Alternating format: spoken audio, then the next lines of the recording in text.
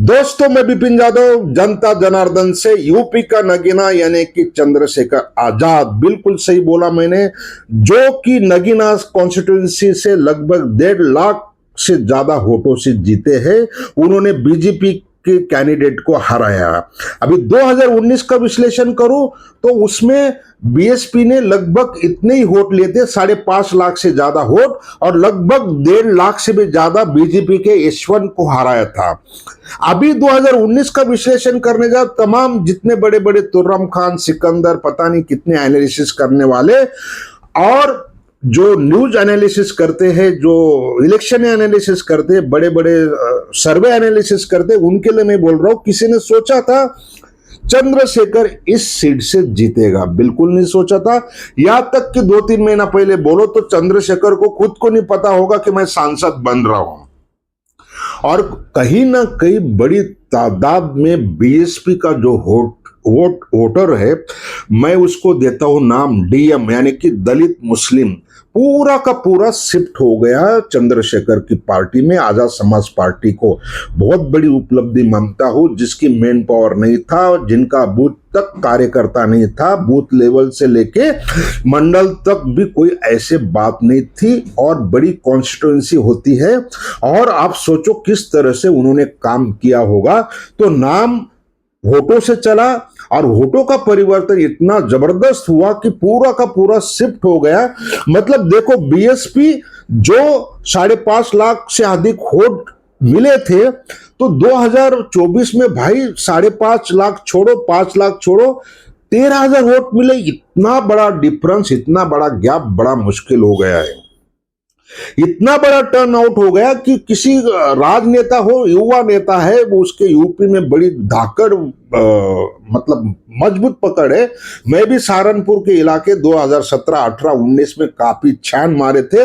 मैंने देखा जिस तरह से भीड़ जमा होती थी, और उसका अंदाजा मुझे भी आ गया था। लेकिन 2020 में योगी जी के सामने भी गोरखपुर अर्बन से जब चंद्रशेखर लड़ा, लेकिन उधर 7,500 वोट मिले उनको।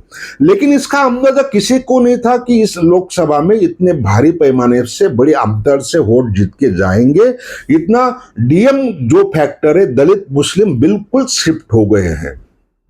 और इसलिए अभी जो लोकसभा का इलेक्शन हुआ है, अभी जो विधानसभा का इलेक्शन आ रहा है, बाई इलेक्शन आ रहा है, 10 सीटों का जो होने वाला चुनाव, उसमें अगर चंद्रशेखर आजाद समाज पार्टी 10 कैंडिडेट खड़ा कर दे, जरा जोर लगा दे और गलती से 1-2 सीट आ जाए, तो समझ लो 2027 का चुनाव किसी के लिए भी आसान नहीं होगा, चाहे वो समाजवादी पार्टी हो, बहुजन समाज पार्टी हो, कांग्रेस हो, और खास तौर पर बीजेपी को हो। आज सोचो 150-200 सीट पे अगर चंद्रशेखर आजाद 2027 का चुनाव लड़ते हैं, और 50-60 सीट या 40-50 सीट अगर मिल गई, तो किंग मेकर तो बनेगा। अगर किंग मेकर बनेगा तो समाजवादी पार्टी कांग्रेस से पीछे नहीं हटेगी, डायरेक्ट मुख्यमंत्री के ऑफर दे देंगे, चाहे बाद में क्या हो क्या नहीं हो, बात का विषय रहेगा।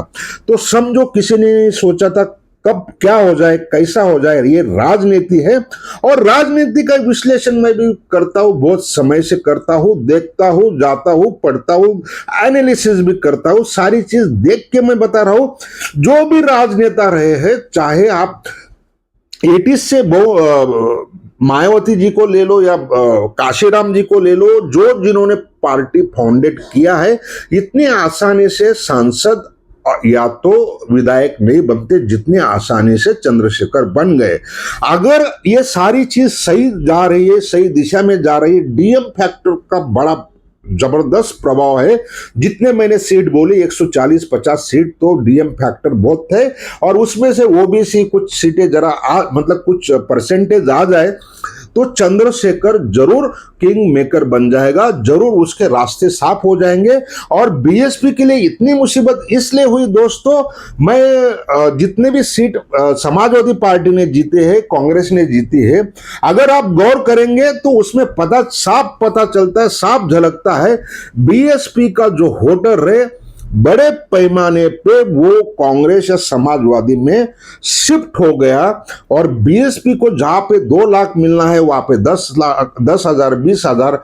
ये कारण रहा। बीएसपी का वोट्स परसेंट अगर बढ़ जाता तो समाजवादी पार्टी कांग्रेस गठबंधन को किसी भी हालत में 42 सीट नहीं मिलती, वो 10-15 में सिमट जाते। मेन फैक्टर यही पे काम कर गया, बीएसपी का परसेंटेज ना बढ़ना और उनकी जो स्ट्राइक रेट है चुनाव जीतने की, पहले जैसे कि लास्ट टाइम उन्होंने 10 सीटें जीती थी, लगभग 5-6 भी जीतते तो बहुत कुछ फर्क पड़ता, निर्भर करता है। जितने भी तुरम खान था, सिकंदर थे, जो एनालिसिस करते वो ये भूल गए, उन्होंने यह सोचा था कि बीएसपी बड़े मार्जिन से परसेंटेज से वोट काटेगी, लेकिन ऐसा नहीं हुआ। यह मुख्य कारण है, मैं दावे के साथ बता सकता हूं, इसलिए इतना भारी नुकसान बीजेपी को हुआ। अभी मजा आएगा क्यों? चंद्रशेखर आजाद की पार्टी, आजाद समाजवादी पार्टी अगर सही दिशा में जाएगी और करेगी तो मुश्किल बहुत खड़ी हो जाएगी।